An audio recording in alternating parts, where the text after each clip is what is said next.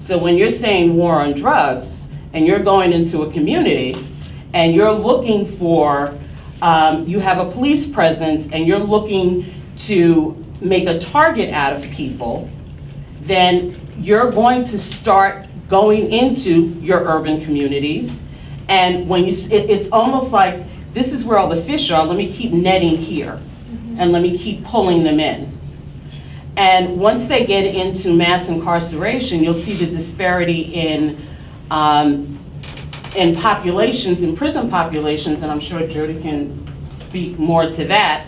When you have 11 or 12% of black males that make up the general population, and have 39% of black males that make up a prison population, there is a huge problem. When I think of mass incarceration, I honestly think of, black neighborhoods. I'm from Gainesville, Florida. I grew up pretty much living in every poor black neighborhood in Gainesville. When you don't make a certain amount of money, when you come from a certain class, even where you can live is already determined, for you. I remember when my mom would go to look for rental, we would go down to the housing authority, and there would literally be a book with the names of places that you could go and apply and rent to.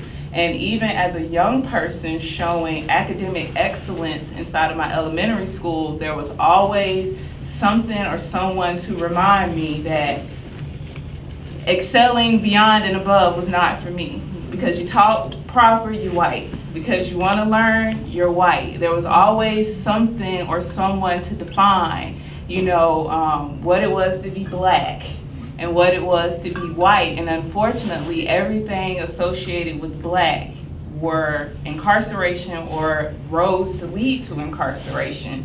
And so for me, by the time I turned 23 and I found myself turning myself into the county jail, I was literally relieved.